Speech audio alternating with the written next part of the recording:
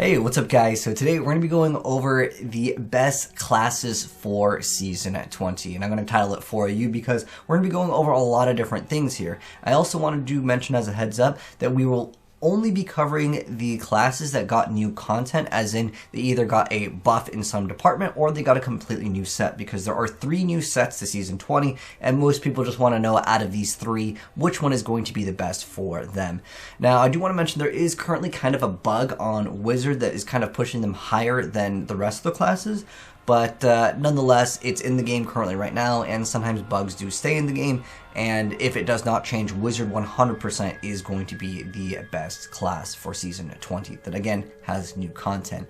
So first off, there are 3 new sets in Season 20. There is going to be a Spirit Barrage Witch Doctor, there's going to be a Frenzy Barbarian, and a Hydra Wizard. These all got new set items, and on top of that some of the items have been modified to make them a little bit easier to play. Also want to mention, just as a heads up, this video won't be going over a full in-depth guide for every single class, but if you guys do want to go ahead and check that out, I recently did upload a video on every single class that did get a new set. If you guys are interested in, like, you know, what you want to use for your runes and what kind of gems and all that kind of stuff, I have a dedicated video for each one of those, and that will be pinned down below. So first off, I think most people want to know what is the actual best class in terms of being able to push for the highest Greater Rift. And like I mentioned before, Wizard 100% is going to be in the best slot. Currently, right now, as the PTR, we have a push up to a 147. And like I said, again, if you guys want more in-depth guide on a build, that will be also pinned down below. But it's basically an LOD build. We did get a buff to several of the different items, like the helmet as well as the weapon. There's more damage multipliers on Hydra, so we're able to push a lot higher. But there also is technically a nerf to some of the items, like the etched sigil as well as the weapon slot, which will eventually let you channel, and after 1 second it'll be dealing a lot more damage. If we do not count this setup here, where we're actually utilizing the LOD, the other build is still quite decent. You can easily push over 120, but again, if we're just looking at the highest raw Greater Rift pushings, the Wizard 100% takes the best spot over here at 147. Now, over here at the second place, we have the Witch Doctor, which currently has up to a 125 clear. This is utilizing the Spirit Barrage set. Now, if you really want to min-max on it, this is going to be a little bit more difficult to play because it requires you to manually cast your locusts, which a lot of people opt to not actually do. They actually put Wormwood inside of their Kanai's cube, which again, if you guys want to check out everything in depth, there'll be a video down below. But again, as of right now, we're looking at a 125 for the highest clear. Now, unfortunately, in third place, it's going to be going to the Frenzy Barbarian. You can see we don't even have a top rank 1 spot, and that is simply due to the rank 1 through the rest of the spots are all actually taken by Whirlwind Barbarians. The first one over here that we have is a 116 by Rax. He's another fellow content creator, so yeah, I'm gonna give him a shout out. I'll link him down below. He's another great Diablo content creator. But yeah, as of right now, Frenzy Barb is definitely looking a little bit further behind, so we could definitely see a buff to come in the next patch when, of course, Season 20 does go live, or if they decide to go ahead and make an adjustment on the PTR, but it is significantly further behind than the rest of the 2 classes. Well, that's, again, we're considering Wizard with the current bug that exists also.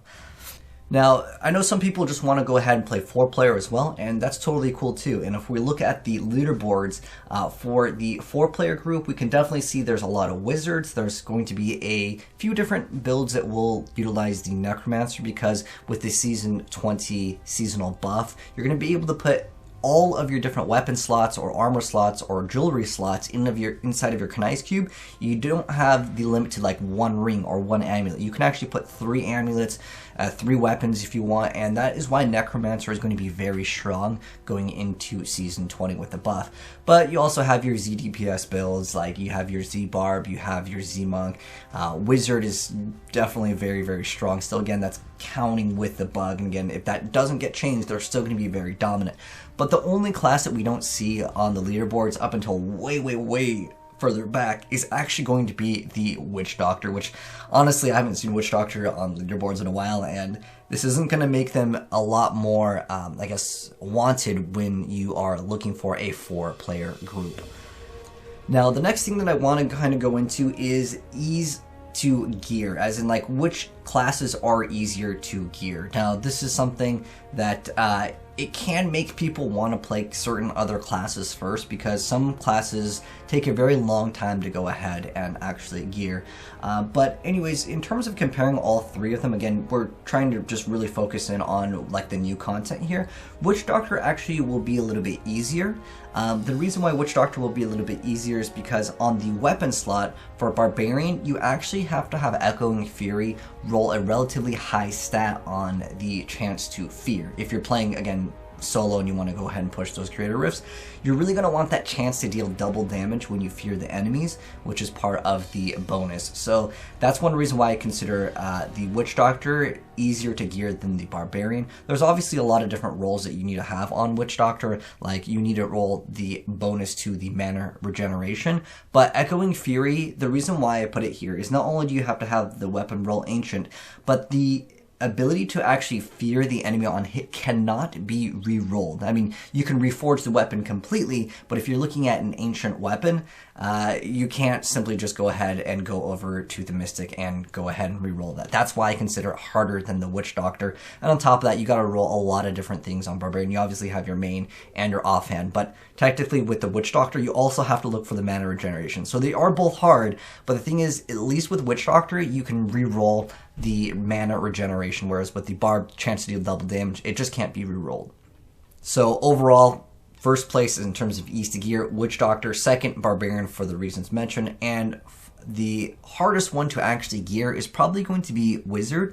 And the reason why I say that is because the best build is a Legacy of Dreams build. And that requires you to get every single piece Ancient, which is very time consuming, as some of you guys know. A lot of times you won't even see these be on the leaderboard until maybe a week or 2 after. And that is because it just takes a long time to get every single piece of gear Ancient, and on top of that, you have to go ahead and upgrade your Legacy of Dreams to a very high level for everything to kind of work properly. So it just takes a lot longer to gear. So in terms of ease to gear, Wizard is definitely going to be the one that takes the longest to gear. But if you don't happen to factor that in, they're overall going to be relatively similar, because the thing is with the Serpent Sparker as well as the Magistrate Helm, the integers that roll on the bonus to Hydra damage can really vary. So keep that in mind as well. If you want to go ahead and even play just regular Wizard, the numbers are really, really off on that in terms of like the range of the numbers that you can roll.